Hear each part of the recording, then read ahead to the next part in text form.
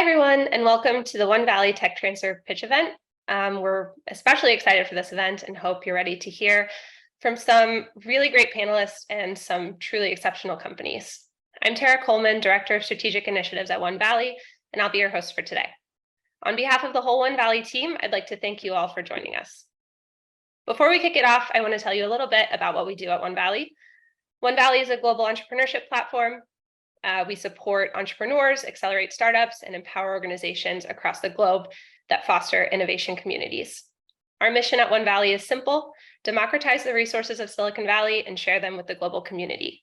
We do so through a variety of initiatives, including events like these, and through Passport, our online innovation platform. We have over 40,000 members from around the world who access and interact with not only one another, but with dozens of corporate partners, hundreds of investors and mentors, and nearly $1 million in discounted or free technology tools and services. Special for you all viewing today, we're offering 35% off of a premium Passport membership with the code 35resources. If you're not a member yet, I encourage you to check us out and take advantage of this discount. Today's event is near and dear to our hearts. So before we get into the pitches, I'd like to introduce you to my colleague, Alex Fang. He's OneValley's Director of Social Impact, and he'll be sharing a little bit more about OneValley and our own tech transfer activities. Over to you, Alex. Awesome. Thank you, Tara. So OneValley has always been in the business of supporting startups and startup accelerators, which is why we're so excited by the recent uptick in interest in tech transfer accelerators and tech transfer startups. Tech transfer generally refers to licensing publicly funded IP from national labs or universities for use by private companies. This exchange happens when companies of all sizes, from early stage startups to large corporates, end up looking for compelling IP. However, large companies have a significant advantage relative to small companies due to the capital-intensive nature of commercializing early-stage technology. So large companies have significantly greater R&D budgets and more mature value chains that they can leverage to de-risk the commercialization of early-stage technology. Conversely, small tech transfer startups have a more challenging path to commercialization. Launching a successful tech transfer startup means surviving the commercialization valley of death. It's a phase where 90% of tech transfer startups fail. During this phase, startups have developed the technology as far as they can with public funding from grants and programs like SBIR and STTR, yet are too early stage for most private capital to invest. The lack of support for tech transfer startups in the commercialization valley of death is a major problem. But the good news is there's hope. With the passage of CHIPS Plus and the Inflation Reduction Act, the federal government is making $50 billion in innovation-related investments to create dozens of regional innovation ecosystems. These innovation ecosystems will focus regional resources on issues of national importance, like the onshoring of semiconductor manufacturing, AI, and climate change, just to name a few. These ecosystems will emphasize supporting tech transfer startups in a way that has not existed before. OneValley is excited to support these ecosystems and the startups that they will create because it aligns with our mission to democratize innovation and enable startups to succeed regardless of where they are. We support accelerators like the Department of Energy's Cradle to Commerce program, a climate tech and tech transfer accelerator. It's a program that helps founders who are seeking to leverage national lab IP in the fight against climate change. We do so with Passport OS, the technology backbone that allows accelerators to efficiently administer their programs in conjunction with a mix of targeted consulting services that draw on our deep experience designing, building, and operating innovation ecosystems. So now that you've learned a little bit about OneValley and how we support tech transfer, I'd like to introduce our panel of judges so that you can hear their thoughts and perspectives on tech transfer startups and accelerators. So I want to go ahead and introduce Sadale Terbovsky, Juan Scarlett, and Conrad Holloman. Thank you all for being here today. Let's get started with some introductions. Juan, since you're on the OV team, can you please start? Sure. Good afternoon and good evening to some. I'm Juan Scarlett. I'm the Managing Director of OneValley Ventures, where we work with our partners to develop venture investment strategies, leveraging the OneValley ecosystem. In late 2021, we launched the OneValley Fund, which is a pre-seed and seed stage focused venture capital fund focused on investing in really standout founders from across the OneValley ecosystem, our partner networks, and other sourcing. We primarily invest in companies along really two major themes. One being ongoing digital transformation of sort of legacy technologies across a number of different major industries. And the other is just ongoing and increasing adoption of AI, machine learning, computer vision, and other next generation technologies. We've invested in 15 companies to date, and we're always looking for new and interesting opportunities. All right, thank you, Juan. Sadale, why don't you go next? Thanks. Sadel Trabovsky here. I am the CEO and co-founder of Open Grants. And prior to that, managed and built out the technology transfer practice at a firm called Momentum, where we managed about a $6 billion portfolio of projects. And we primarily focus on supporting startups and other groups with really transparent, equitable, and efficient access to grant funding, which is really critical for a lot of tech transfer companies, especially early on. So really excited to be here and excited to share some thoughts. Thanks for inviting me. Thank you, Sadale. And last but not least, Conrad, please share with the group an introduction. We'd love to hear from you. Hey, folks. My name is Conrad Holloman, Director of Government Programs at The Engine.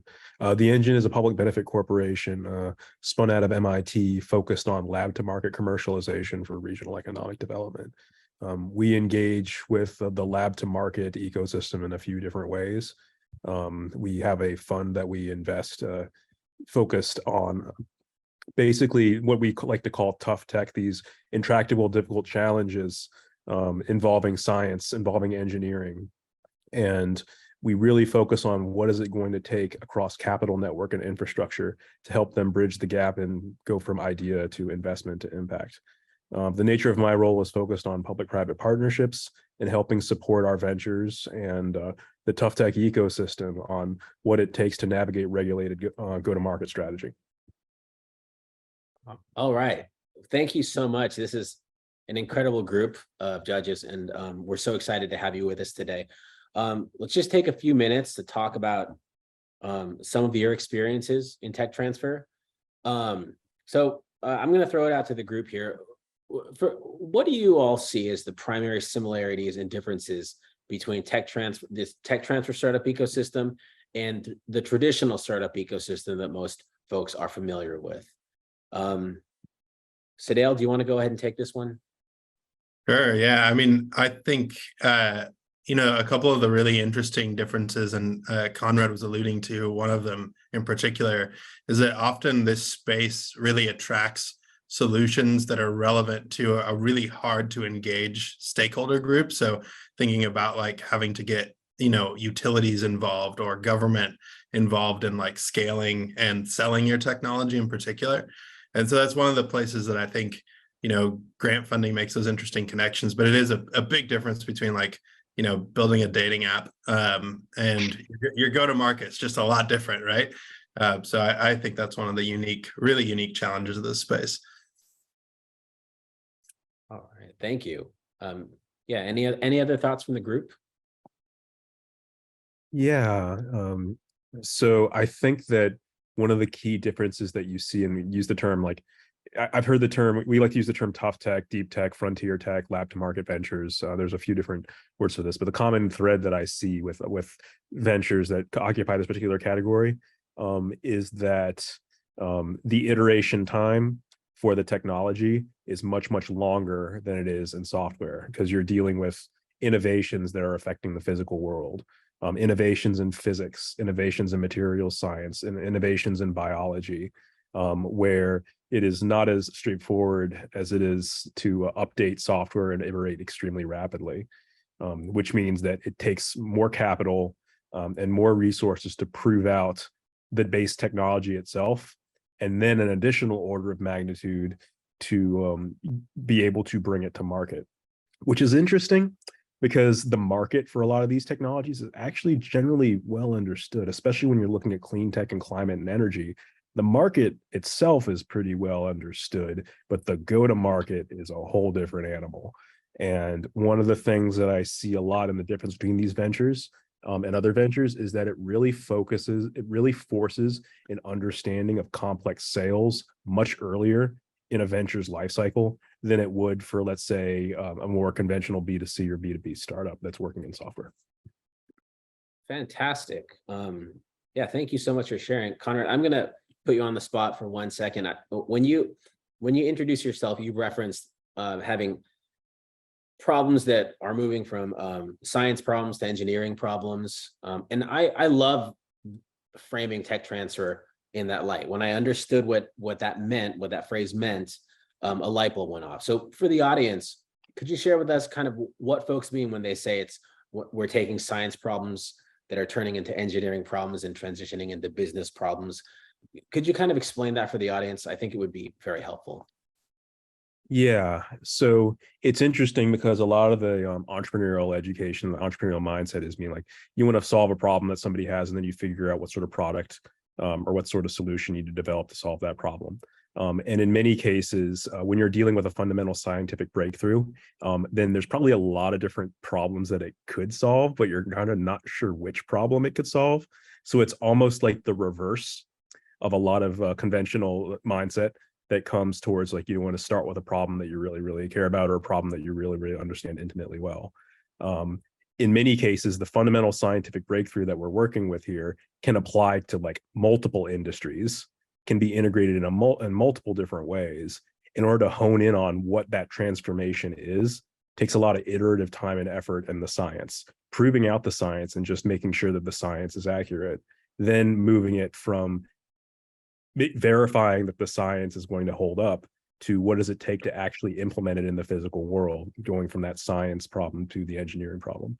Once it's understood that like this can actually exist in the physical world and it can be integrated in a business process, now it starts becoming more of a go-to-market challenge. Interestingly enough, it's less of a market problem because usually these kind of very, very big technological breakthroughs, like by almost definition, there's a market that's already serving them in some capacity because of the number of people that it would affect.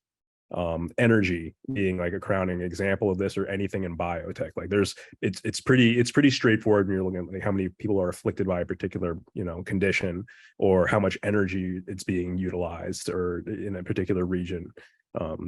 What's not straightforward is that because it affects so many people, those are all generally highly regulated markets. So the challenge there is not like the addressable market. The challenge is, how do you get there? Amazing. That was that was such a great answer. Thank you for that. Juan, I want to turn it over to you. I know that you're starting to see some tech transfer startups in your deal flow. Can you share with us maybe some of the verticals that you're most interested in or excited about, and why? Well, yeah. For us, I mean, I think the verticals that are most interesting for us, at least for the OneValley Fund, as it relates to tech transfer, are very similar, are pretty much the same as what we are already interested in with regards to our investing, in the broad technology startup ecosystem, and it really are it's AI, machine learning, it's computer vision. It's all kinds of robotics and automation. So those are all very much right down the pathway for what we already invest in. And so when we see them coming out of university, it just means that that maybe someone has spent a lot more time on developing this technology, and maybe that it's even more differentiated than what we already see in the market from others that are kind of just making incremental improvements to what already exists in the market today. So sometimes we might see something, a big leap forward that comes out of university or other research programs that's way more interesting than what we're already seeing in the broader market. But yeah, generally that's what we invest in a lot. And what we don't invest in, unfortunately, is, at least not today, is biotech and life sciences, and a lot of that is primarily because of sort of the regulatory hurdles and associated with the regulatory timeline in most cases. But we do. If we do see interesting, software solutions that just happen to be in that particular market, we certainly will look at those opportunities. But if it's sort of drug related or something like that, we don't look at that. But by and large, I mean, it pretty much mirrors what we see on the non-tech transfer side as well. Oh, yeah, wonderful. Thank you for that. It definitely makes a lot of sense. You said something that I would like to explore a little bit further. what anecdotally, we're hearing that there are more startups coming out of universities that right. I'm wondering, are you seeing that to be the case, and what differences do you see from university-based startups versus the traditional, got a founding team trying to raise a pre-seed kind of startup? That's a good question. So I guess a couple of differences, but I will say by the time we see them, the company has already been formed, and if it is a tech transfer company, that's already happened. That licensing has already happened. That agreement is already in place for the most part. And there's usually a couple that we see every now and then where maybe they're going through that process. But by the time we typically see them, they've already maybe done a friends and family round. They've done that sort of extraction of the technology or licensing of the technology from the university, and then they start to look a lot like traditional startups do at the pre-seed or seed stage that we see from traditional startup land. They have a couple of founders and they're going after an interesting problem, trying to develop this technology, get the product to market, et cetera. What we do see on the tech transfer side a little bit more is maybe there might be maybe there is a professor involved or multiple professors involved from the university as a co-founder, but still actively a professor at the university. That's always an interesting situation because we want to understand what that relationship will be, what the commitment of the professor will be to the startup as well. That can be a fantastic advantage for that startup, obviously, because they then still have this professor that's still researching this technology that they've pulled out and licensed from the university, still making advancements in that technology, and they still may have access to those advancements without having to actually have their own team dedicated to that themselves. So we do like to see that in some cases, but we do want to make sure that we understand the full dynamics of those relationships when that does happen. But those are kind of the differences that we see sometimes. Great, thank you. So next question, I'm going to throw this one over to Conrad because I know that the engine has been doing a lot of work in helping to create these different tech transfer ecosystems across the country. So Conrad, what do you think are the biggest challenges standing in the way of creating a decentralized tech transfer ecosystem that will support these kinds of startups in the United States? 3 challenges that we see is like the most impactful areas that are really kind of like what I almost see like these are the 3 rocks to knock out for any ecosystem when it comes to lab to market transition, tech transfer ecosystem, use inspired research, however you want to describe it.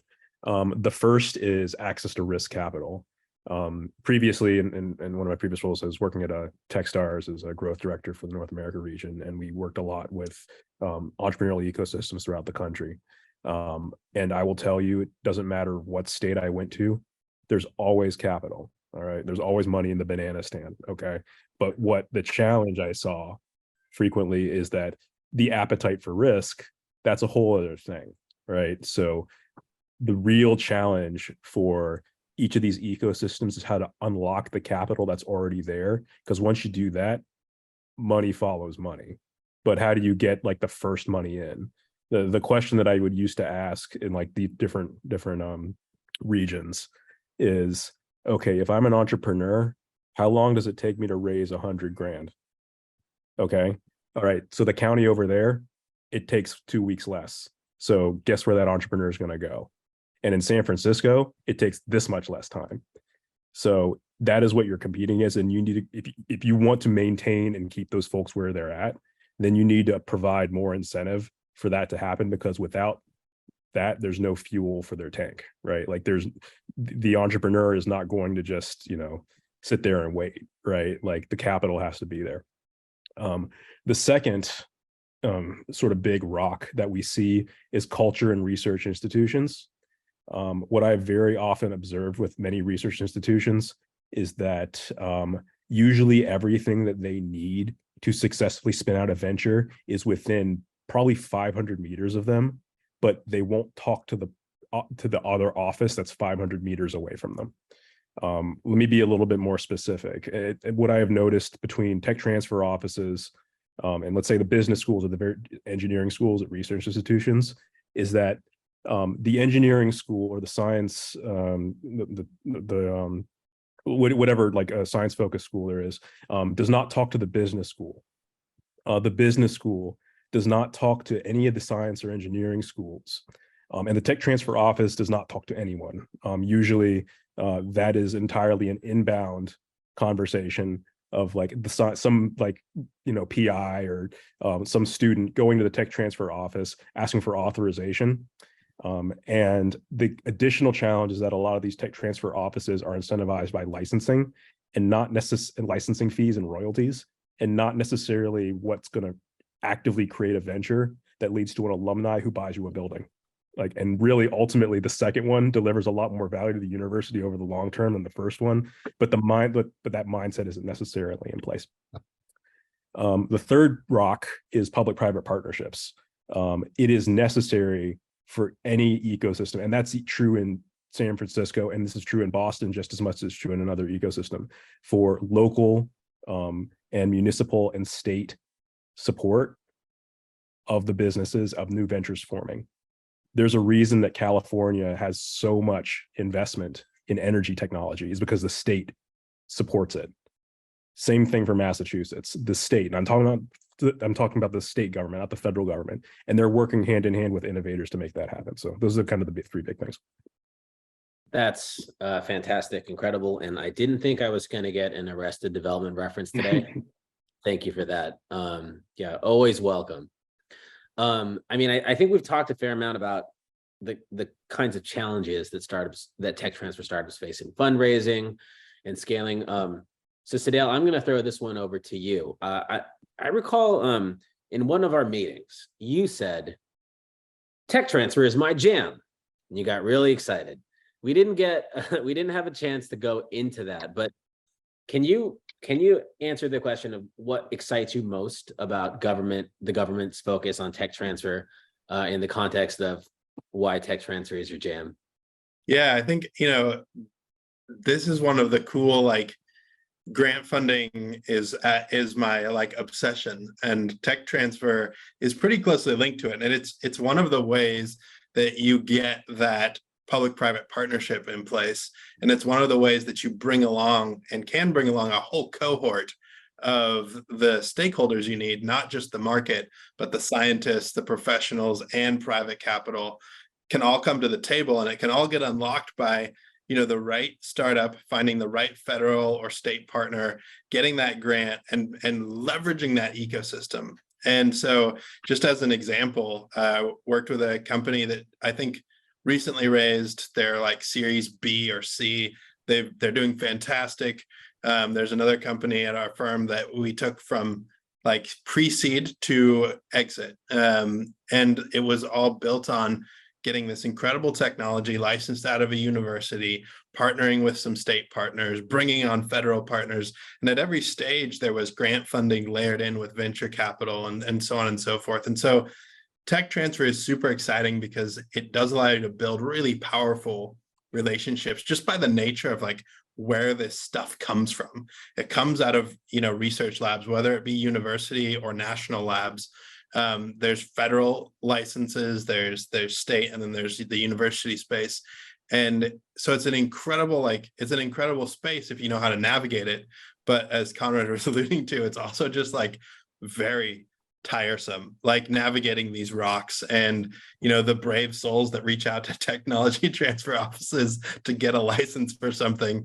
You know, they're either they have an ecosystem, or they know what they're doing, or they are deeply disappointed and they go away. And so the reason it's my jam, though, is because I think it's, when it's done right, it's the embodiment of how we solve all of the really like existential threats to humanity. Like if we're going to solve climate change, cure cancer, do these things, we need all of this capital and these resources to tackle these really difficult problems. And so that's why it's super exciting for me, is because it's the path forward. And unfortunately, it's like, you know, problematic sometimes, frequently.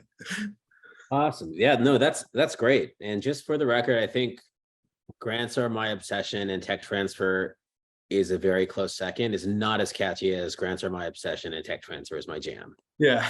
I would want to talk to the latter. I would want to talk to the person driving the car with that ladder sticker.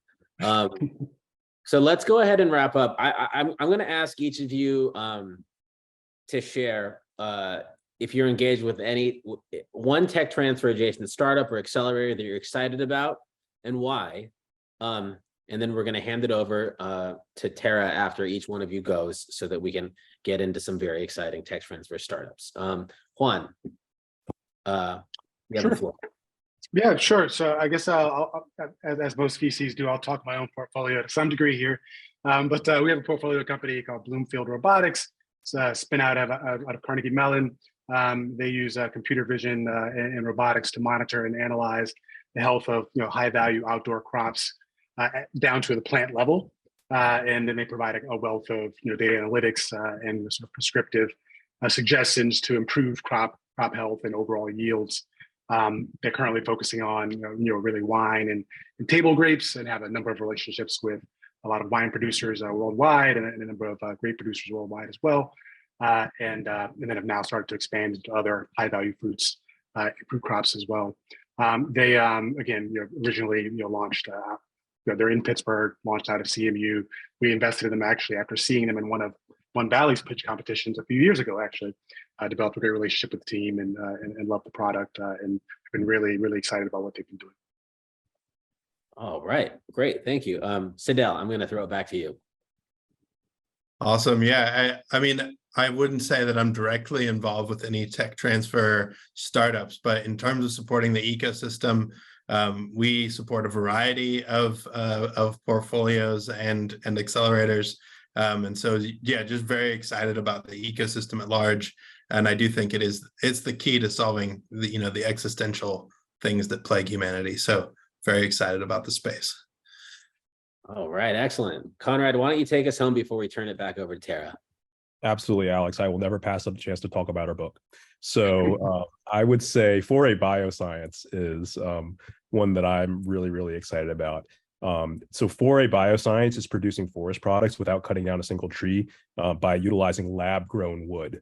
Like literally like being able to solve a lot of forestry challenges through this like breakthrough innovation. And what this could do is like, it's more than just creating like a climate resilient supply of like a growing demand of plant products. This can improve yields, increase cultivation speeds, localize production, reduce processing, land use, and waste. Like this is some pretty big stuff that Ashley's working on. So I'm really excited to see where they go next. That's amazing. Well, there's always IP in the banana stand, you guys, and it's there to help the world be a better place. Tara, back to you. Awesome. Thanks so much, Alex. And thank you to our panelists/judges. Your role is now transitioning from panelist to judge, and you have your work cut out for you because you'll be judging 8 really incredible companies.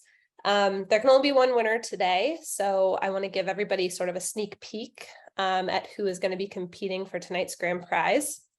We've got Charbel, CEO and founder of Oculi, Adam, CEO of Pleximer, Nick, CEO of Nemogen, Alex, CEO and founder of Ampower, Bobby, CTO and co-founder of LV, Awesome, president of Redstone Technologies, Max, CEO and founder of Mindtrace, and last but not least, Swati, who is the CEO and founder of Better Meal AI. I will try not to be so quick on the slide transitions. And a reminder about what is at stake tonight. Our winner will be walking away with $5,000 cash, and our runner-up will be taking home a free annual passport membership. So without further ado, I'd like to welcome Adam, CEO and founder of, Charbel, CEO and founder of Oculi. Will you please join me on our virtual stage?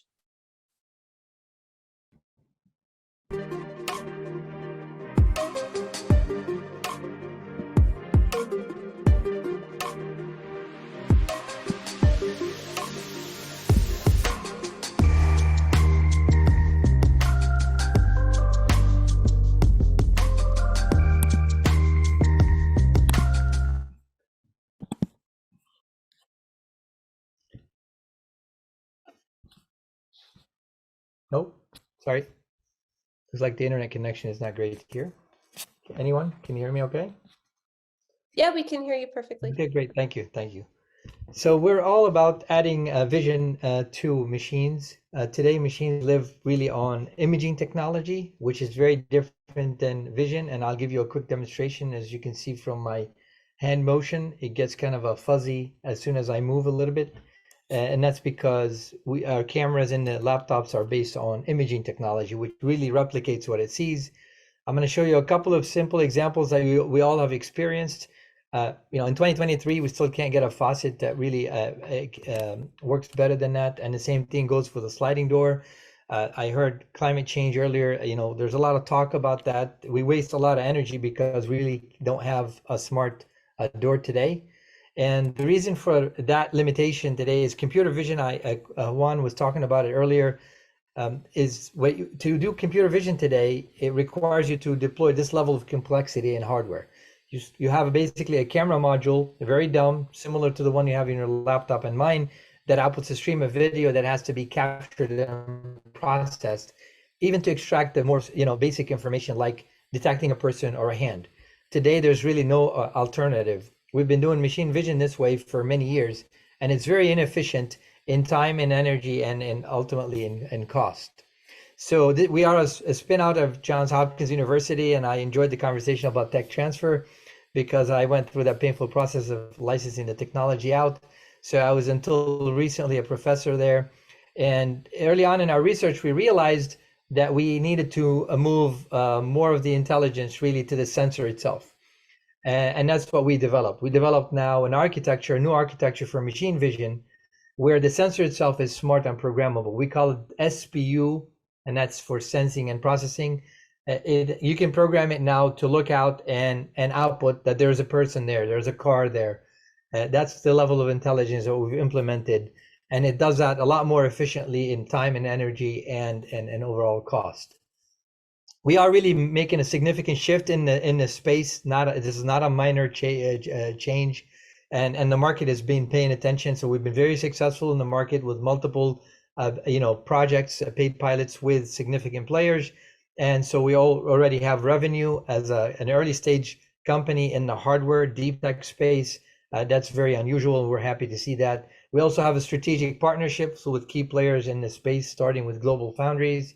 And we're transitioning now into actual volume sales even before we have the product in full production. The reason for that is simple, really, is we are showing the market capabilities that don't exist today with any alternative technology.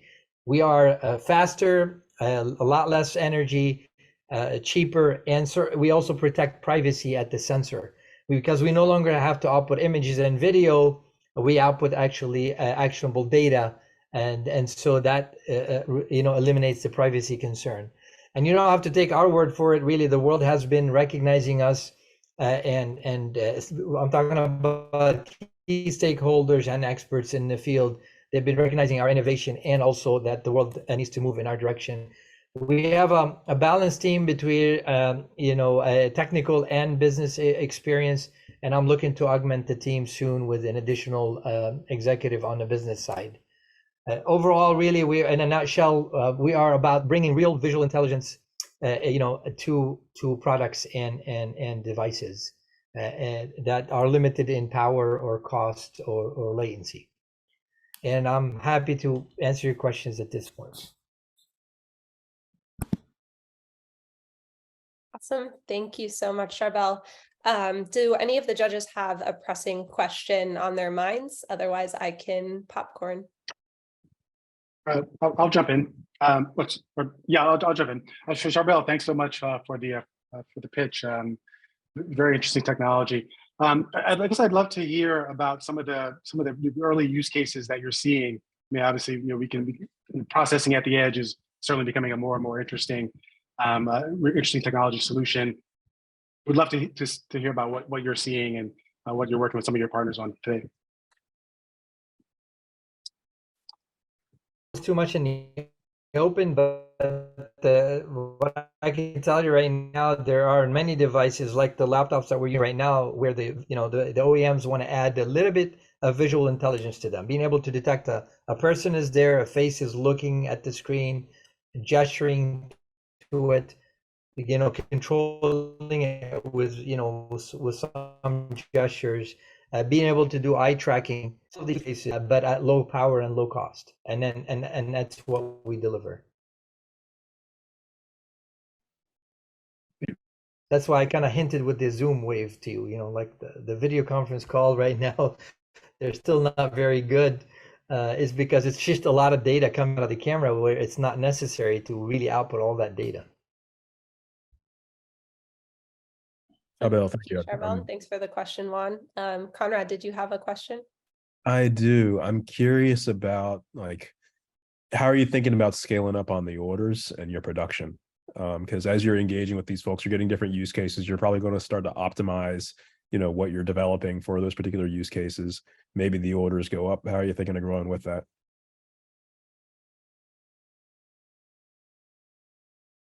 Charbel, I think your So camera one thing to is clarify, frozen. it's a completely software. Oh, yeah, sorry, I'm traveling in a hotel and the bandwidth, it looks like to be limited. So, but again, this is a perfect example of why we need our technology. It's a programmable chip, so it's the same piece of hardware that will show up in different products. I want to make sure that's clear. That's one of the key aspects of our technology. We're not building some solution for a particular customer, and it actually has a revenue benefit to us as well, because we can sell the software as well. And then the reason why we have a strategic partnership with Global Foundries, and we're working on a couple more of that scale, is to be able to meet the volume that we're anticipating at this point. So we are definitely developing a partnership with key, supply chain partners. Thanks, Charbel. Sadal, do you have any final questions? No, my question was on the scaling up as well. So that was fantastic. Well, thank you again, Charbel, for the presentation. Up next, we've got Adam, CEO and founder of Pleximer. So please join me in welcoming him to our stage.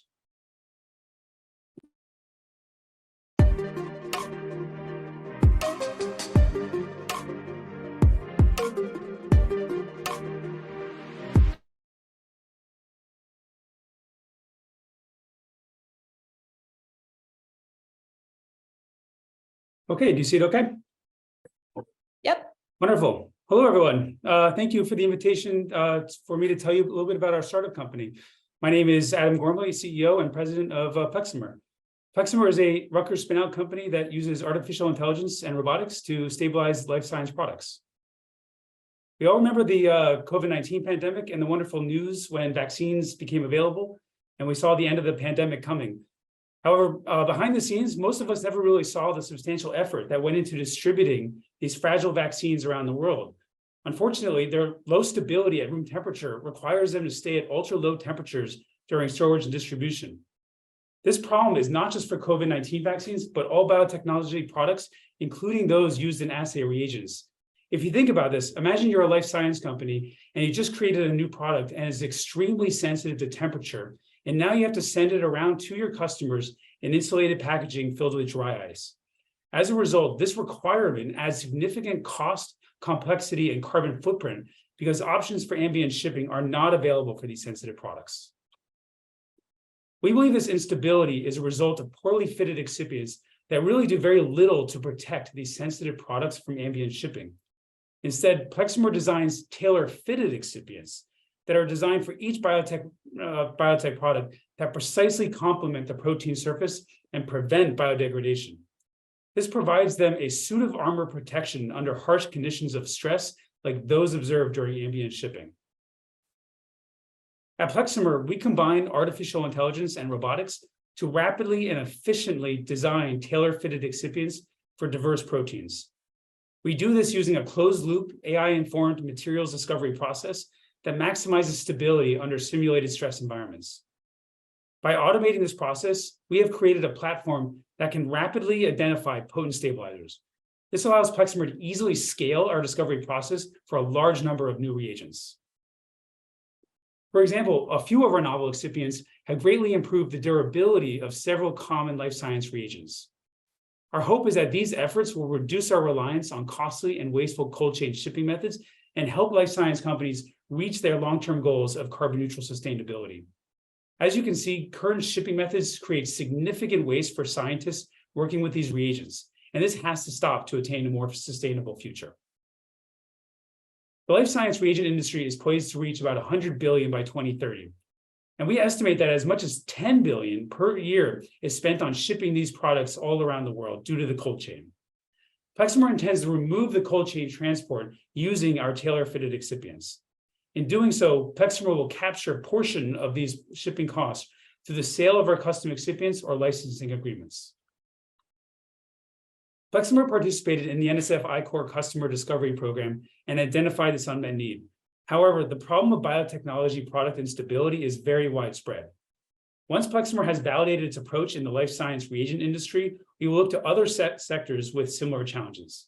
This includes biopharmaceutical formulation, as well as the stabilization of enzymes used in biofuel production, food and paper processing, consumer products, waste recycling, and many more. The total biotechnology industry, of course, represents a $1.7 trillion market, and Pleximer aims to apply its technology across this entire industry when it's possible. To implement that vision, we plan to finalize our commercial license agreement with Rutgers and raise seed funding within the next year so that Pleximer can be fully operational in 2024. We are fortunate to have the former chief medical officer of AstraZeneca as an advisor to Pleximer, and we also look forward to engaging with other partners who may share our vision for a more modern approach to biotech formulation. Thank you for providing the opportunity to introduce ourselves. We are excited by the potential of AI and robotics and feel that the biotechnology industry is poised to benefit from these innovations. I'd be happy to take any questions. Awesome. Thank you so much, Adam. Sadal, I'm going to start with you since you didn't get a chance to jump in on the last one.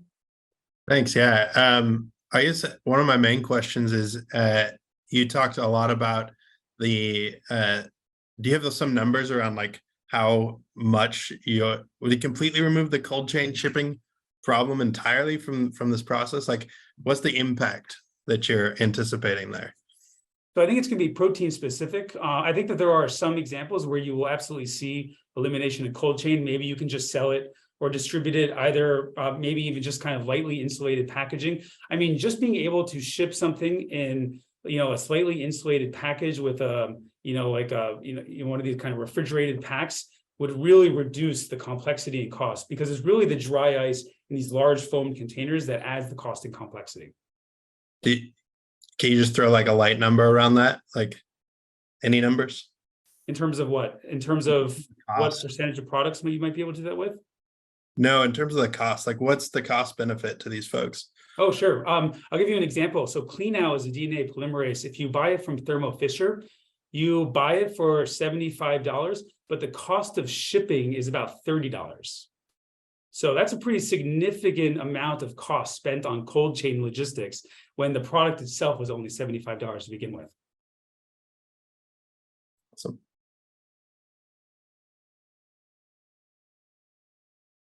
Conrad, I think you raised your hand. Yeah, Adam, I'd like to think about, your team a little bit, kind of where you're at now, and like how you would want to like grow the team, kind of like who the first people you want to bring on would be. Yeah, so as you probably saw, my primary job is as an associate professor in biomedical engineering, and my student Matt Tomasi, who is here, is a graduate student in my lab who's graduating within the next few months. So we're kind of positioning ourselves both in terms of the license as well as seed funding to operationally launch the company in early 2024. We have 3 different SBIRs that are currently cooking at the moment, and we're in communication with a few other ways in which we can maybe raise seed funding. So our goal is really to operationally launch in early 2024. Obviously, in an ideal world, we'll be able to find someone to replace me as CEO who can lead the business side of things, because I think there's obviously an unmet need for that. Gotcha. One quick follow-up, Adam, like between the SBIRs that you got in the pipe and like however much you need to raise, like does that get you to like the technical milestones that you need to like get to like the next phase of maturity for proving out the tech? Or like are you going to be able to basically do it through SBIRs, or do you feel like you're going to need to raise as well? I mean, both is great, but like do you feel that you could rely entirely on grants to do, or do you feel like you need to raise money too? I don't think so. I think grants will take us quite a far away. We also have a dual effort in biopharmaceutical formulation that I didn't talk about. And we do have interest there already. One of the nice things is that because these biotech reagents are commercially available, we can actually just buy them and hack the kits and create data without working with the biotech companies and then present the data. So we think that there's an option for early revenue. If we can show a compelling case that we are in fact able to reduce the complexity and cost of their products, these materials are not difficult to manufacture. So we think that revenue is possible in a relatively near future. Interesting. Cool. Thanks, Conrad. Juan, do you have any last questions for Adam? Sure, just a quick one. Thanks, Adam, for the pitch. Yeah, I guess I'm just curious about the timing of this sort of tailored design development process. How long does it take you to, to develop each new excipient? Oh, you'd be surprised at how quickly we can do it because we have focused so much on the automation of the experiments and developing the active learning workflows. We're getting to a point where we can do these experiments even just in a week period of time. So we think that we have incredible bandwidth to take on a lot of new projects simultaneously. And the nice thing is because this is an automated pipeline, as Pleximer expands, all we have to do is duplicate the physical infrastructure multiple times in order to scale as needed in a very agile way without adding additional staffing resources. Thank you. Thank you, judges, and thank you, Adam. Thank you. Up next, we've got Nick, CEO of Nemogen. Please join me in welcoming him to the stage.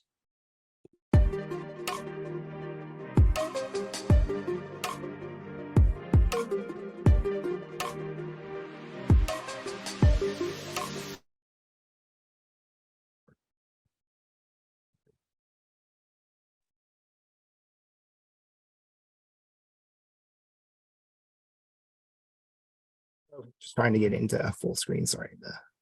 There we go. So hello, my name is Nick Shubin. I'm CEO of Nemogen Discoveries. And so we're actually also a Rutgers spin out company too. So we are making novel therapeutics for mast cell related diseases, including food allergy, pet allergy, mastocytosis, which is an overabundance of mast cells, and mast cell activation syndrome and asthma, and also for lung inflammation and fibrosis, including idiopathic pulmonary fibrosis, emphysema, and acute respiratory distress syndrome. So our lead program is on mast cell-related diseases, so that's what I'll be talking about the most. So mast cells are the main disease-causing cells for allergic disorders. So they're the cells that contain things like histamines that, when they're activated, cause people with mast cell-related disorders to feel their symptoms. So more than 32 million Americans suffer from mast cell-related diseases, and the problem is that there's really no approved therapies that safely reduce mast cell numbers. And so that's really what we're trying to do. So in the lab at that the company was spun out at Rutgers, they identified that a protein called carbonic anhydrase 1, or what we call CAR1, is expressed by mast cell progenitor cells. And when we use small molecules, we can inhibit CAR1 and basically prevent mast cells from developing. So we really feel that this is a way to safely prevent mast cell development by really targeting the root of disease, which is to target mast cell progenitor cells. So our initial addressable market is systemic mastocytosis, and there's a number of reasons why we think this is a good beachhead market. One is that it's a rare disease with orphan disease designation, so it has opportunities for accelerated regulatory approval. There's very clear diagnostic criteria. There's a large unmet need with suffering patients, and then we've also, by talking with physicians and patients with food allergy and asthma, which are much larger markets, we found out that if there's safer available ways to prevent mast cell development, then these people would want to use those drugs too. So, so those would be our add-on markets, which really represent a multi-billion-dollar market opportunity. So our team includes our president and founder, Mark Siracusa, who's an associate professor at Rutgers University. Nick Shubin, I'm the CEO of Nemogen. I was formerly a business development manager at Quanterix, and I also studied mast cells as a postdoc at Seattle Children's. Our lead research scientist is Jenya Pang, so she was a postdoc in Mark's lab at Rutgers. And we also have a great scientific and business advisory board that I would love to talk about, but not much time. So in terms of our progress so far, so we've received 2 years ago $1 million in pre-seed funding from Foundation Venture Capital Group. We also received a phase 1 SBIR grant last year, and we've made a ton of progress with these resources. So we've designed and synthesized over 100 small molecule inhibitors, 15 of these are in our desired efficacy range, and now we're taking those into ADME and DMPK studies and safety and tox. And our next thing that we really want to get to now is to do a rat tox study, which we're getting close to, formulation screening. And our goal is to have a pre-IND meeting within the next year. So we've exclusively licensed this from Rutgers. We have a provisional composition of matter patent for our leads as well. So just one piece of data to show you that our leads are working. So in the bottom, essentially what we can do is we can induce mastocytosis in mice by giving them growth factors that cause mast cells to develop. So you can see in the middle panel, we can induce this essentially mast cells to form in the intestines. And then when we use our leads on the bottom right, you can see one of our leads is named NEM23AS, and this prevents mast cells from developing in this model. So we've done this in lots of different mouse mirroring models, and so but this is just one exciting piece of data. So we really feel that our technology is more specific, more effective, has potential for oral delivery, fewer side effects, and will cost less than our competitors. And we're raising $8 million to optimize our leads to get to first in human studies over the next 2 years. And also wanted to mention that we are also eligible for a $6.25 million match from the New Jersey Economic Development Association. They have an evergreen fund. And I'm certainly happy to take any questions, and anyone that's watching would love to talk to you if you're interested in our technology. So thank you very much. Awesome. Thanks so much, Nick. Conrad, I don't think you've kicked us off yet. Would you like to ask a question? No, actually, I'll pass right now. Awesome. Sadal or Juan, either of you guys have a question? I'm happy to jump in first. Thanks so much for the presentation. I guess I have a couple of questions. One on go-to-market. So I know you're still very much in development, but how do you think about what stage you start to talk about partnerships with? Obviously, I assume this would be pharmaceutical companies or the life sciences companies for this technology. Yeah, so we've already started to talk with different companies. Like we went to Bio in June, and we were talking with different companies that are developing therapies right now that are used for mastocytosis. So there's one called Blueprint Medicines that has a drug, and we've been talking with them. And there's other pharmaceuticals companies too to just try and get in their eyesight essentially. But I think we're just trying it, the earlier the better, to can keep up with them. So yeah. Okay, and just last thing on the financing side. So you're raising $8 million capital now. Does that include the match from the NJEDA? So I think it'd be best if you raise four, would they match 4 and then you have your 8, or do you need 8 separate from them? I think ideally it would be great to have 8 separate, but and that's where I budgeted. But I think if we could get additional on top of that, that'd be wonderful. Yeah. Got it. Thank you. Thanks, Juan. Sadal, do you have any questions for Nick? No, thanks for the presentation. That was great. Thank you. Awesome. Well, thanks so much to our judges, and thank you, Nick. That was an awesome presentation. Thank you.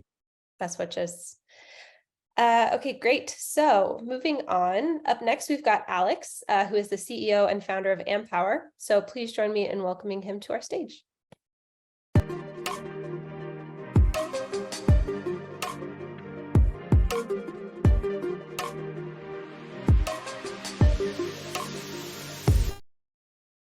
Hello, everybody. Thank you for the opportunity to tell you about our venture. At Ampower, we're building a zero emissions ammonia fueled powertrain for long-haul transportation applications. The transportation industry must meet the increasingly stringent emissions regulations, and for whole-long transportation where an electric grid is not available, hydrogen is an excellent and climate-friendly fuel option. However, carrying hydrogen on board is a problem because it takes up a lot of space, it is highly flammable, and it requires costly and dangerous high pressurization or cooling to very low temperatures. And it also lacks a supporting infrastructure. And this is the problem that Ampower is solving. Our solution is based on fuel cell technology that we are developing together with the Idaho National Lab. And on this graph, you can see the bit that is going to be developed together with the National Lab. This is where the tech transfer will happen, and the rest of the system we will build using our own capabilities. So our solution addresses several key problems that currently exist in fuel cell technology, and we are relying on the latest national labs IP to address those problems. So we'll be co-developing this technology under CRADA with the national lab. The solution involves a proprietary catalyst, and it improves on the existing solutions in a number of ways. So specifically, it improves on the polymer electrolyte membrane fuel cells in terms of being more efficient, and it improves on solid oxide fuel cells by being more cost effective, as well as having higher durability. Part of that comes from the fact that our solution does not involve any rare earth or expensive elements, and that obviously also reduces our dependence on foreign suppliers. What we're building is a platform, and we tap into 3 large markets. We believe that the go-to-market strategy for us, the most optimal way will be to identify a beachhead market, which is going to be a premium marine segment, and then continue on to other segments with lower margins. So we believe that right now we are at an inflection point where the ammonia-based marine powertrains will increase in terms of being used in shipping and marine propulsion. And so right now we're at the sweet spot where we can take advantage of this opportunity through innovation and also an early mover advantage. Our team so far consists of myself and my partner, Kanti. We have extensive technical, business, as well as entrepreneurial experience, and we are looking forward to seeing this venture through all the way to success. Thank you for the opportunity, and I'm happy to take your questions now. Thank you so much, Alex. Do any of our judges have a question to kick us off? I can jump in. You rolled out the slide on go-to-market and mentioned that you're selling a platform. Do you intend to come to market as an OEM at some point, or is your approach going to be to work with others on that front? Excellent question. And we're considering 3 different strategies with this regard. So first is selling to OEMs, our powertrain, so boat builders and other OEMs in other markets that we potentially can address, such as long-haul trucking and agricultural machinery, but that's just one option. Another would be to engage in retrofitting existing fleets. And I think that this represents another large opportunity for us, even though we're not sure which of these 2 approaches will be sort of kind of more profitable, at least initially. So this is something that we're still working on. And of course, a third possibility would be to offer transportation as service. This will be, of course, a much more involved solution, but this is still an option for us.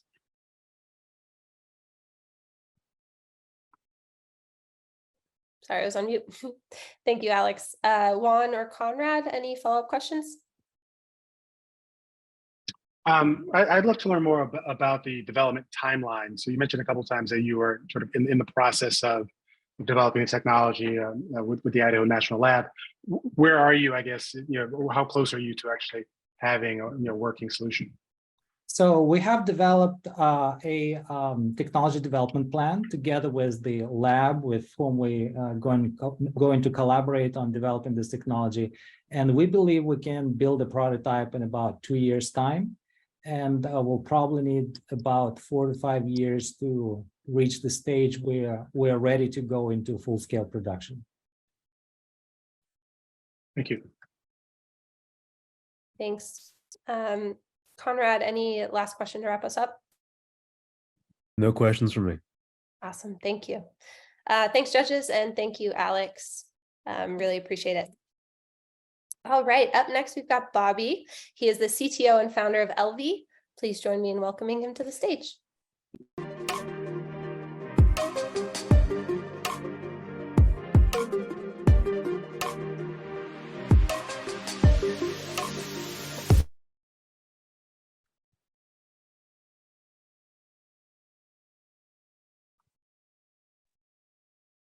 Hello, my name is Bobby Zier, and together with my co-founder, Sarah Myers, we make up LV Performance Technologies, featuring our smart insole product, LV. The name LV captures the goal of providing the insight or vision for predicting injuries or diseases before they happen. I'm sure someone you know, whether it's your parents, grandparents, or even yourself, is at risk of developing Alzheimer's or other dementias, AD for short. In high-income countries like the US, only 20 to 50% of AD cases are recognized and documented in primary care, which is unfortunate since early detection treatment is the best way to treat mild cognitive impairment, MCI, before it develops into AD. One of the most common assessments used by physicians is the Montreal Cognitive Assessment. If it sounds familiar, former President Trump says he aced it in 2020. While it's quick and easy to administer, it does not account for education level and is not a singular diagnostic test to accurately diagnose cognitive impairment. Recent research studies have found that gait and cognitive dual task assessments enable early detection of cognitive fragility, making it possible to identify MCI earlier than using traditional neurophysiological tests or single task testing. However, those studies used cumbersome laboratory-based gait measures. Our technology, LV, provides accurate, easy-to-use gait monitoring to enable dual task assessment in clinical settings. Our product, LV, is an insole and ankle package that measures 32 data streams, enabling detailed movement tracking outside of a laboratory setting. LV uses a unique combination of patented load cells and 4 independent IMUs mounted on each foot and ankle. Its 2 patented technologies were developed at MIT Lincoln Labs, and we hold exclusive options to licenses. We are targeting assessing gait in older adults in the US with suspected movement or cognitive problems. The first disease-modifying treatment for mild AD has full FDA approval, and a second should be approved by the end of the year, positioning LV to enter the market with little to no competition for early AD diagnosis via a wearable. We currently have an NIH proposal under review to test LV on 30 subjects from healthy adults to those with diagnosed Alzheimer's. Following this trial, our strategy to enter the market is to work with clinicians specializing in AD diagnosis and treatment to build credibility with our dual task assessment approach. We will then expand to other clinics that screen and treat older individuals with cognitive impairment. Dual task testing with LV would improve specificity and sensitivity for detecting MCI over tests being used in current standard of care screening. LV's patents are: 1 on the novel sensor to measure gait forces, and the other on the efficient communication between sensors, which allows the wireless synchronization of multiple sensors while maintaining battery life. Our go-to-market strategy is to provide LV as a monitoring and assessment tool, which has a $650 per assessment CPT reimbursement code from insurance. LV, we will promote our improved dual task approach using LV to physicians and insurance companies by improving the health span of aging adults via early detection and intervention, promoting aging in place and independence. We just resubmitted our Aspire grant to the National Institute on Aging and are currently under contract to do in-field gait assessment for a Defense Health Agency sponsored project for an ankle exoskeleton. Company highlights include winning the 2021 Defense Innovation Accelerator Showcase, receiving prototype funding and aggressive grant submissions that recently resulted in our first contract from the Defense Health Agency, and being a finalist in the NIH Healthy Startup Challenge this year. Our founding team includes Sarah Myers, a biomechanics research expert in lower extremity movement, and myself, Bobby Zuda, an experienced engineer with a history of transferring R&D technologies into products. Our team's advisory board's expertise spans technology development, marketing, and the medical industry. We also have National Institute of Aging endorsed mentors to help us transition to the aging and wearables space. Thank you for your interest in LV and our innovative approach of using dual task assessment for early diagnosis of mild cognitive impairment. Thank you, Bobby. Very interesting. I'm going to throw it over to our judges. Does anybody have a question to kick us off?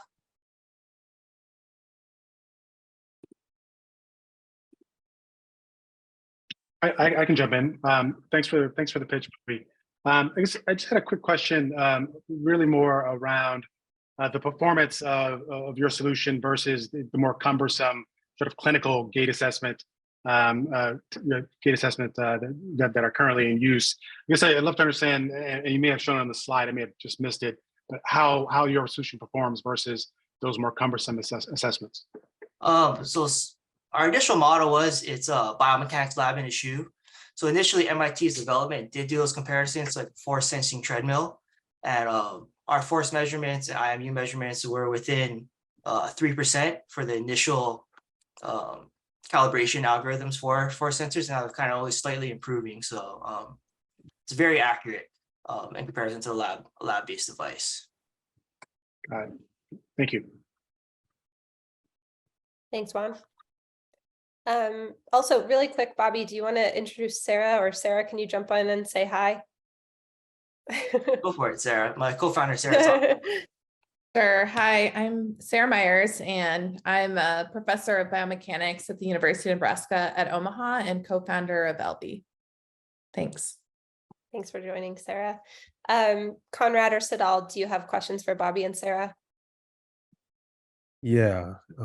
So my question for both Bobby and Sarah is, what excites you most about the potential for this? Not relative to like the market you're targeting, or like kind of the core science behind it, but like where do you see this making it a biggest impact in people's lives? I'll give my quick opinion. I mean, it initially was developed for the Department of Defense. So extremely durable, to meet their needs. That was my initial attraction. But I think Sarah has a very interesting contrasting view from her biomechanics background. She should share. Yeah, so my research is clinical research with patients with peripheral artery disease and other chronic populations. And right now it's really difficult to get those individuals in the lab. So that's honestly the only reason, the biggest reason why I'm pursuing this company is to see this product to something that can be used by researchers and clinicians to measure movement, and be able to tell if their interventions are effective.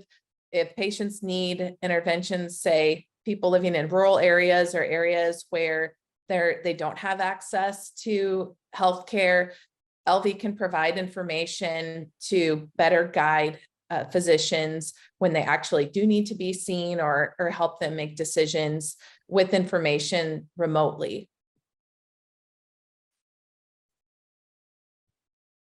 Awesome. Thank you, Conrad, for the question. And thank you, Sarah, for the response.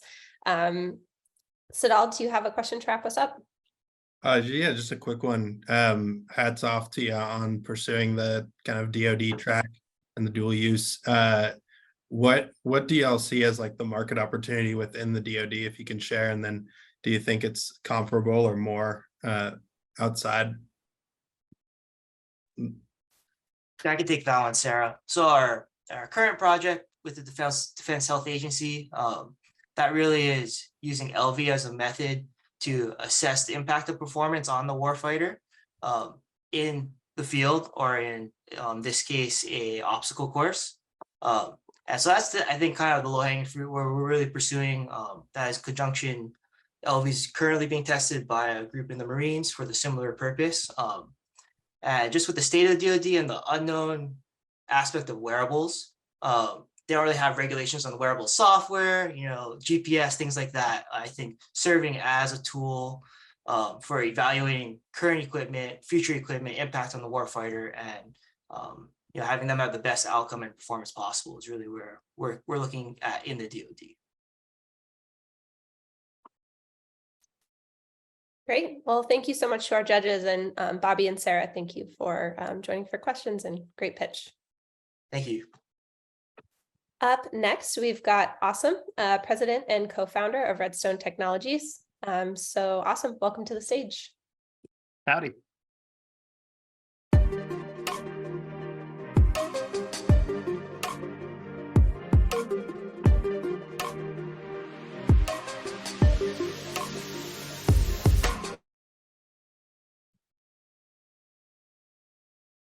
All right, y'all. All right, they can see my screen now. How's it going, everyone? My name is Awesome Zaman, and I am the president of Redstone Technologies, LLC. So the problem that we're trying to address here is that of highway rail grade crossing accidents. Last year in the news, you might have seen that there was an Amtrak train that derailed because it struck a vehicle stopped on a grade crossing in Missouri. This accident killed four people and caused $4 million in damage. But events like this happen all across the United States. I think the statistic is that once every 3 hours, somebody's struck by a train somewhere in the US. So according to a Senate Commerce Commission committee, each accident caused on average $800,000, but this could be much higher with fatalities. These accidents, so there's about 2,500 of these accidents and rising each year. So if you use those numbers together, you find out we have a $2 billion problem. These accidents occur at the top 5% of the country's most dangerous 200,000 grade crossings.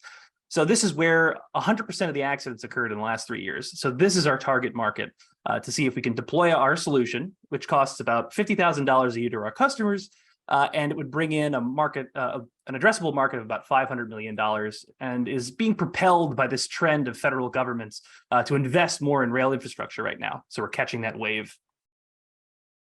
Our solution is a video-based artificial intelligence watchdog that automatically gathers video evidence and metadata on violations. So when people go around the gates or duck under them. With $2 million in federal grants, we built a fit-for-purpose AI system with proven accuracy and credibility. And this helps our clients in several ways, which are DOTs and rail transit agencies. It gives these engineers information and empowers them with data to make prescriptive safety decisions, who are otherwise designing blind and using the same old solutions and don't know if they work or not. This is like an EKG for your grade crossing. If coupled to grant applications, this can make the applicants way more competitive compared to other applicants who might only have 1 week's worth of data or none whatsoever. Ultimately, this is going to save lives with better informed solutions and reduced costs to railways and reduce delays through fewer accidents. So we're a Rutgers University-born startup, number 3 here today. And our sustainable claim to fame is that our patent-pending fit-for-purpose artificial intelligence system, that's what's got us locked in here. And we're an exclusive licensee to this system, which was developed with that $2 million in federal research grants that are just about completing this month. The system has been proven in 21 locations across 11 states over the past few years. And our team has a set of complementary strengths and strategic partnerships here. Myself, who has 10 years experience in managing over $40 million in construction contracts and over $2 million in research funding for this exact topic since 2016. We also have Dr. Xiang Liu, who is a co-inventor and a worldwide expert in railroad risk analysis and AI applications, and is a member of the Transportation Research Board's panels on rail safety. So he's really clued in. And a key member and a partner here is Jeff Nuppel, who is an industry insider. He's a strategic partner and the previous general manager of SEPTA, who gets us FaceTime with rail transit CEOs across the country and has been instrumental in securing our first few contracts. We have a close collaboration with the university, which provides a pipeline of fresh top talents, computer scientists and engineers who are FANG quality, but we're able to siphon off a few to work for us. So there are several other players in this field, but we're this niche's leader in tackling this specific problem. Our AI is fit for purpose. And unlike other companies like BriefCam or LiveView Technologies, they're adapting solutions built for other use cases. The only one we've managed to find who is tackling this specific problem is a company called Onyx Rail, but they don't have any published deployments or history, anything like that. So we're leading this very specific problem. In the near term, we're good on cash flow and we have some good traction. We have several grant applications and ongoing contracts with near-term clients, providing some predictable recurring revenue. Our growth is accelerating and we're essentially doubling our cash flow year after year so far. And we're looking for $500,000 of investment right now, which will give us the ability to accelerate this business development. By that, I mean, it'll give us some working capital to execute multiple contracts, allow us to target at least 5 new near-term clients, so not spread so thin, and start taking advantage of the economies of scale with our system fabrication, getting our solar trails and everything up to speed. This acceleration, I hope, will lead us to $10 million in recurring revenue, which equates to 100 to 200 active systems deployed with 10 clients or so. And that's all for me. Thank you, folks, for listening in. Questions? Thanks so much, Awesome. Any judge have a burning question? Yeah. Okay. So awesome. Interesting. Okay. So how are you kind of effectively going? Like, what's your go-to-market been looking like with these DOTs and municipalities and stuff like that? I imagine it's got to be, your experience may vary, but what have you been seeing so far? I used to work for NJDOT for about 7 or 8 years before jumping over to Rutgers, patenting this stuff, and then now trying to sell technology back to them. So becoming a consultant with New Jersey Department of Transportation or other DOTs is kind of an arduous process, but it's a barrier that I'm willing and know how to traverse while it might keep other people out. So we're going through the process of becoming pre-qualified with PennDOT, NJDOT, which essentially allows you to bid on those contracts and act like, hey, I'm a consultant with this AI trailer, except I can do things 10 times as much as and 10 times cheaper. Got it. Follow-up question. You landed on the 50K price point. Now, I know that's a number to kind of like just, go ahead and start thinking about how to frame this up. But I mean, there's going to be like a very heavy, like, customization aspect to anything that you're doing here. How are you thinking of, so are you kind of like packaging it up and then doing like almost like a SaaS model once it's in place, or like how are you thinking about the model for delivery there? We got a couple different venues that we're exploring. One of them is essentially you pay us a monthly fee and we tell you everything you want to know about your crossing. You don't have to worry about anything. We just show up with a solar trailer and give you the reports. And we're doing that right now with 2 crossings for NJDOT.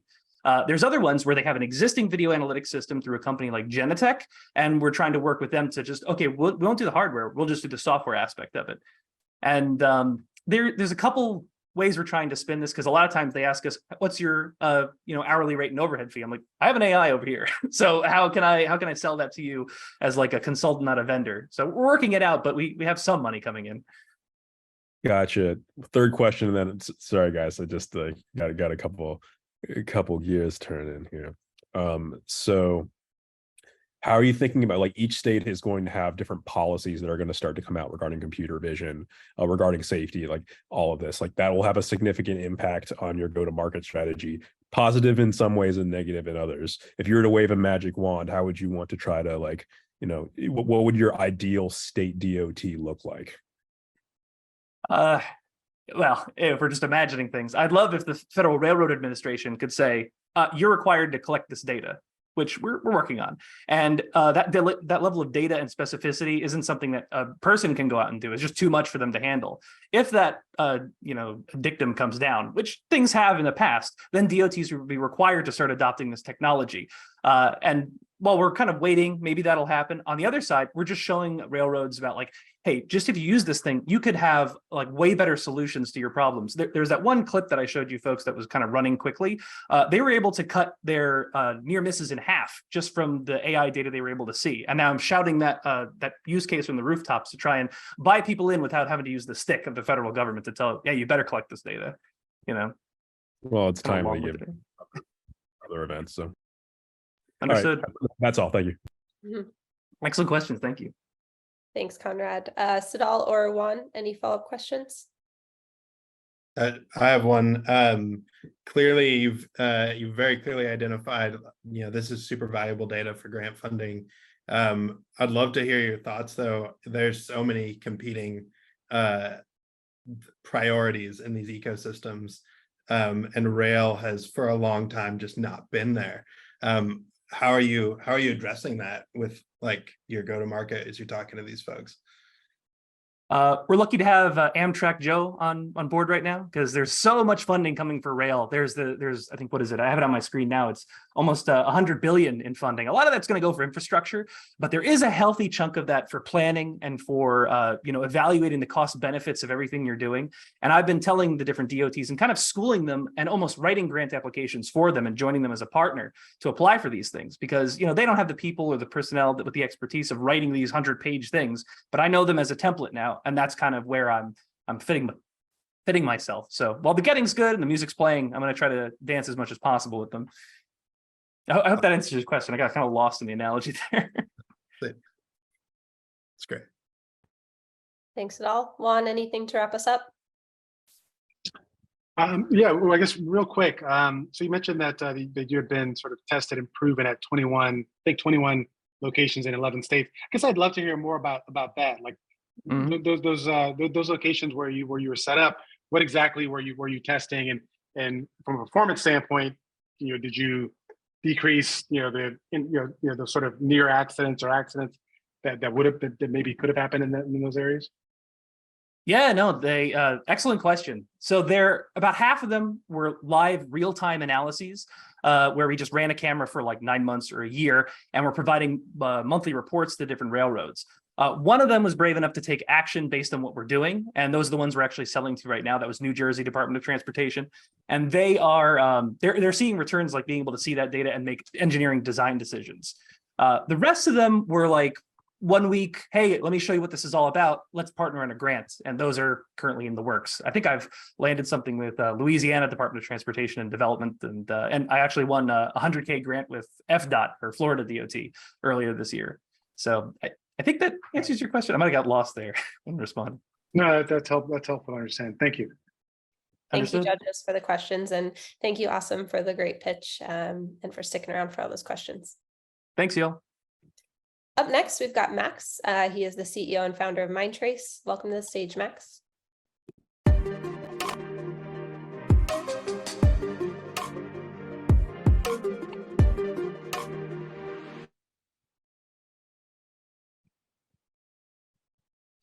All right. Hi, everyone. My name is Max Sims. I'm Mindtrace's CEO and co-founder. Mindtrace is a spin-out from Carnegie Mellon University. For the past 3.5 years, we have been on a mission to protect the minds of neurosurgery patients. 100,000 Americans don't know it yet, but they will be diagnosed with a brain tumor in the next 12 months.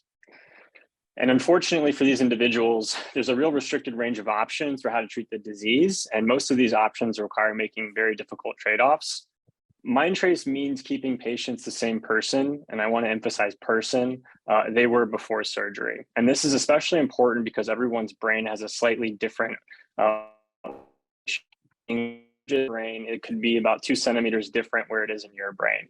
And so optimizing a good outcome means removing the tumor while also protecting that person's quality of life. And so Dan, Lori, and Gabe, these are all real neurosurgery patients, along with about 70 others whose care has been touched by early versions of Mindtrace's technology. So in a very tangible sense, this is what Mindtrace means.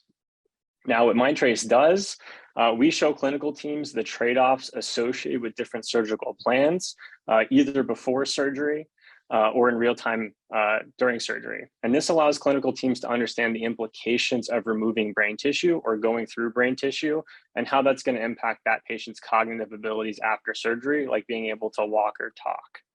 So what Mindtrace is, we're a software platform. We're software as a medical device that supports clinical decision-making by integrating standard of care neuroimaging and pairing that with behavioral measures that are collected during the course of these patients' care. And we use machine learning to provide this data back to surgeons that doesn't currently exist, and allowing us to stratify the risk associated with removing different pieces of brain tissue. So momentum-wise, we've achieved a lot in a short period of time. We were just recently awarded our second SBIR from NIH, and that's going to fund data collection using our platform for 200 patients over the next 1.5 years. 4 of the sites that we're working with are in top 20 neurosurgical centers in the country. We've also met with FDA twice, and that's allowed us to inform the types of data that we're going to be collecting ahead of what we anticipate will be our breakthrough device designation application, and also teeing up our pivotal trial. So this is a platform technology. I do want to emphasize that, but we are initially going after awake brain surgery. And you heard me correctly, some types of brain tumors are taken out while the patient's awake on the operating room table. This is a niche that we are particularly well suited to make a very large impact on. And we know that because we've done about 500 customer and user discovery interviews since 2019 at 30 different hospitals. And so we are very focused on deploying this technology in the awake brain surgery space initially to build out and vet this technology. I'll just highlight that we've taken in about $3 million to date over the last 3.5 years. If you benchmark us against a typical med tech company, I think you'll find that we are comfortably in front of where you would expect most companies in that space to be. Also, about 80% of the capital we've taken in to date has been non-dilutive. We've been through a variety of nationally recognized healthcare accelerators like Alpha Lab Health, and they've also done follow-on investment in Mindtrace, which I think speaks to our team and the milestones that we're achieving. So now we're starting to really turn our attention towards institutional investors ahead of what we expect will be our price round in 2025. So I'm going to finish with our team here. We're really focused on taking what happened in the lab and bring it into the world at scale. Mindtrace grew out of Dr. Mahone's lab. He had 10 years of NIH-funded research. He's taken a sabbatical to focus on Mindtrace full-time.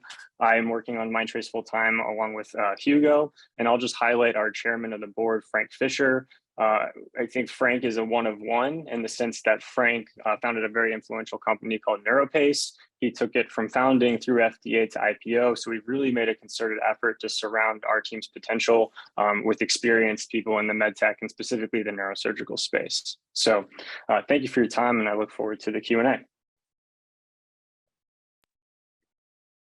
Thank you, Max. Any judges want to kick us off? Max, you got a good sense at this point of like what you need to, I mean, I know you're talking about a price round coming up, but like, do you kind of know what you need to hit your next milestones here in terms of capital and resources? Yeah, we do. We have, I'm happy to throw up Gantt charts, but essentially where we're at right now is in data collection. And really the first 50 patients are going to give us a sense of the variance across the low-grading glioblastoma space. And that's really the kind of numbers that we need to get a sense of how many patients are going to be included in our pivotal trial. And so that's really the last data point that we need from a kind of capital perspective for the next 2 years here. Got it. Thanks, man. Thanks, Thank Conrad. Juan or Sadal, any follow-ups? Sure. Thanks, Max. And actually, good to see you again. I think we spoke a few years ago with Nehal Bojak. Yeah, I guess I'd love to understand how you're thinking about the business model here. Who you'd be selling to, how you'd actually sell the technology into, I assume, hospitals and surgical centers. Yeah, it's a complicated sale, but we are looking at a SaaS model. And really why we've identified these sites to work with is because this technology needs to get built with key opinion leaders and their story to influence the adoption pipeline downstream. Now, that being said, the profit margin on a typical neurosurgical case is around $25,000. Just to give you a sense, we're looking to start pricing this, assuming all goes well, for base pricing around $100,000 a year, and really targeting these sort of high volume academic centers initially. But a lot of surgery happens outside of academic centers. So really part of this study that we have coming up is not just to collect clinical data, it's to collect the healthcare economic data that's tied to this exact same patient population so that we can make the case for why this adoption makes sense, both from a clinical perspective and from a healthcare economic perspective. Thank you. Thanks, Juan. Sadal, anything to wrap us up? Conrad, I saw you raise your hand. Do you want to steal Sadal's question? Only if Sadal will. Max, you mean, given the dynamics of the complex sale, are there still areas in terms of like the sale process where you feel like you need to gather more information or that you feel that you need additional, I mean, you're getting more data, but like, where do you feel like you'd want to, like given the different stakeholders that you have, where would you want to build more relationships and how would you want to have those proof points for those relationships? Yeah, I think it's always going to come back to the physician champion at the site because they're ultimately the one that's taking it before the new technology committee. And so you have to arm them with the knowledge, both the clinical, which they have, but you also need to arm that individual with the healthcare economic plan that they can take before a new technology committee. So that's these initial 7 hospitals. We also have another 5 waiting in the wings, but we've really been looking to leverage our current physician champions to make warm introductions to their colleagues. And that's how we think we build this playbook initially. Got it. Great. Thank you, judges. And thanks, Max. Thank you all. All right. Last but not least, I'd like to welcome Swati, CEO and founder of Better Meal AI, to our virtual stage.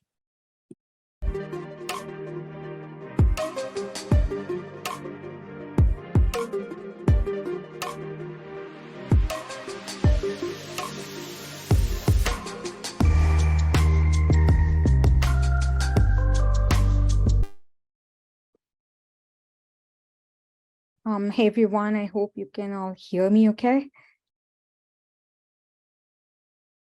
Yep, we can hear you. Thank you. Hi everyone, my name is Swati and I'm the founder and CEO of Better Meal AI. So millions of people suffer from chronic health issues and there is a large contribution to gut health and nutrition. So as of today, gut health is going through a paradigm shift, and there is no easy way to understand gut other than through test kits. And of course, prescribed medications are just like band-aids, and they may not play a direct part in healing of diseases.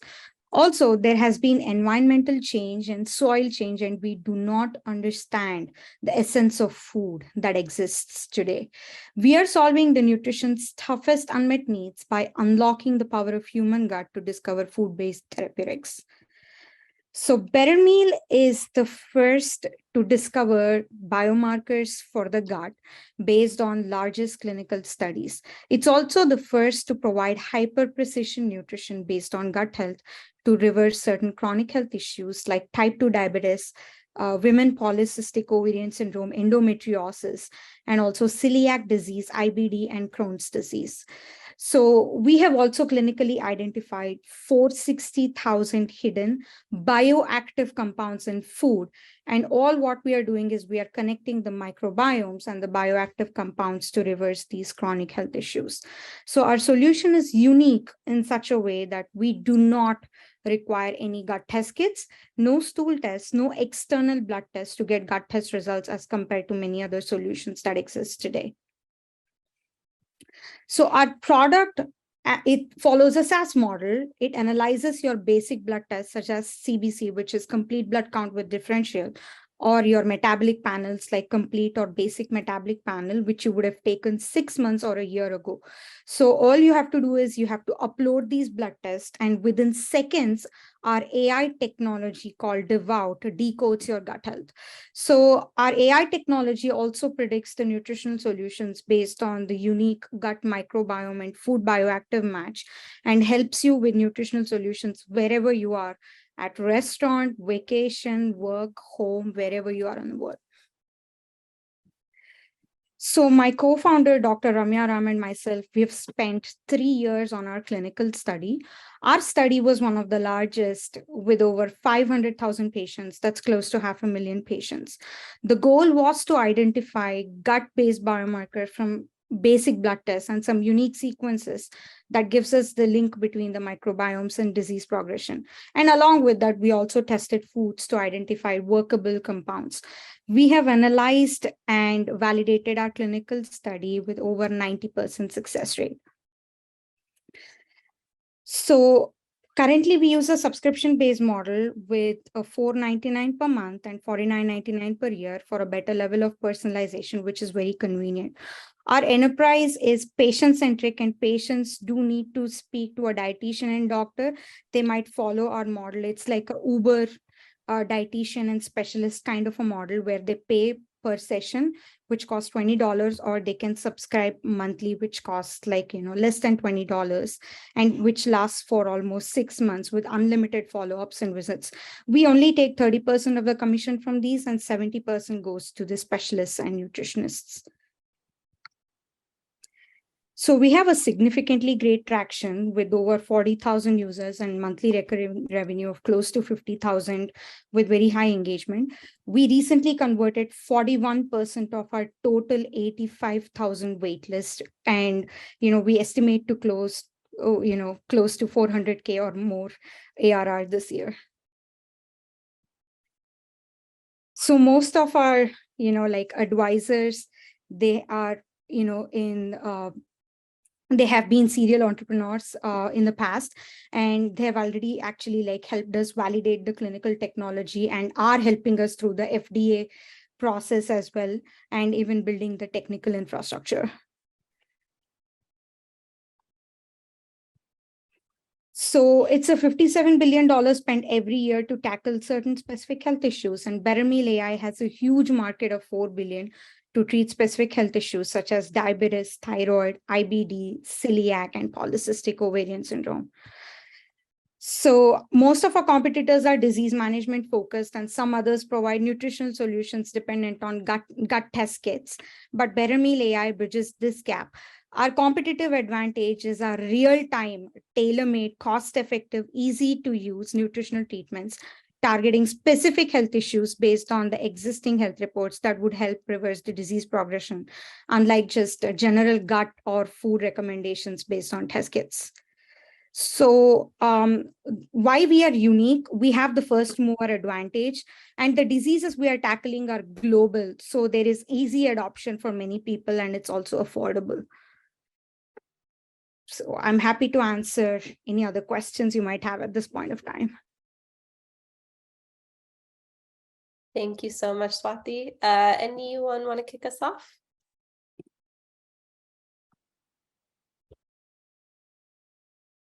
Sure. Sure. Go ahead, Juan. I'll jump in here. Okay.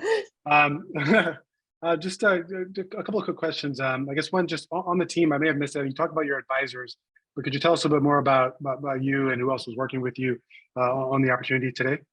Sure. So we are a team of 2 founders.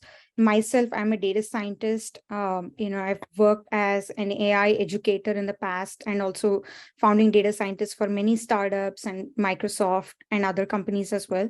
I also had my own, like NGO that supports farmer suicide in India. And, through that, caught up this idea that even food is important. And also through my own journey of healing autoimmune conditions, I developed Better Meal. And I was actually a blogger, food blogger, who used to actually tell a lot about my own healing journey. And one of my followers was my co-founder. She's a gynecologist and an obstetrician, or Dr. Ramya Ram. She's from NHS UK. So she had a 13-year-old suffering from very similar conditions like mine, pre-diabetes, polycystic ovarian syndrome. So we both teamed up, and we were like, something has to be there, that'll help people, first of all, simplify the gut health, and also find a cure instead of just, treating the symptoms. So we both teamed up during pandemic time. And unfortunately, pandemic hit. So all of our clinical studies was all done during pandemic, all remote. So I was in US, she was in UK, and the whole clinical study happened in India. Got it. Thank you. And just real quickly, I think you mentioned that you were going through the FDA process. Just tell us a little bit more about the status of that process. Yeah, definitely. So we've been talking to a lot of FDA experts. Although we are not a drug discovery company, we have authentically validated a lot of bioactive compounds in food. So that being said, we are food based. And also there is science behind gut as well. So there was no actual need of getting an FDA approval, but we are going that way because it's going to help us pivot our business model, talking to payers, providers, health insurance, and hospitals. Right. So, yeah. Okay, makes sense. Yeah, I was wondering why you were going through the process. It wasn't clear to me that you needed to. But, okay, we get that a lot. Yeah. Okay, thank you. Thanks, Swati. What a great founding story as well. Thank you. Thank you so much. Sadal, Conrad, any follow-up questions? None for me. Yeah, I just wanted to hear how you're approaching user acquisition. It looks like you have some impressive revenue and traction. How are y'all thinking about that? And is that all driven through you showed some different plans. Is that driven through enterprise, or are you just blogging? But what how's that going? Yeah, sure. So 60% of that is coming from direct to consumers. And we have already launched in the US, India, and UK. Those are the only 3 countries, where we have launched. So for US, we've done normal marketing strategy, like content and email marketing, that work a lot better. Not even social media, just content and email marketing. But for India, we did WhatsApp marketing. That was very unique and first. So through that, we got a lot of acquisitions as well. And also we had a very huge wait list before we launched. It was around 85K. So we converted 41% of them literally in the first month of launch, and we're still converting slowly. So that's how we could acquire a lot of users. And also the remaining 40%, we already have 3,000 people who are registered dietitians and specialists from India and US who are on our system. And, most of them who need that special support, they're using them. So that is 40% of them. Awesome. And do you have, at this point, it's probably pretty early, but do you have any sort of like early indications of what your sort of acquisition cost, lifetime value kind of ratio is? We are still early for that, I should say. Okay. Yeah. And thank you so much to our judges. And thank you, Swati. Thank you so much. And with that, we have heard from all of our founders. So now we'll be tallying the votes and our judges have some work to do. So real quick, thank you to all of our founders for joining us today. I think I speak for everyone at OneValley. I know our Slack channel was blowing up with positive comments about all the presentations. And I'm sure all of our attendees were really excited to hear all of the great work that you're doing. So we were all thoroughly impressed and really look forward to seeing what the future holds for all of you. So we're going to take a couple minutes to again tally the scores and chat through results, and we'll be right back.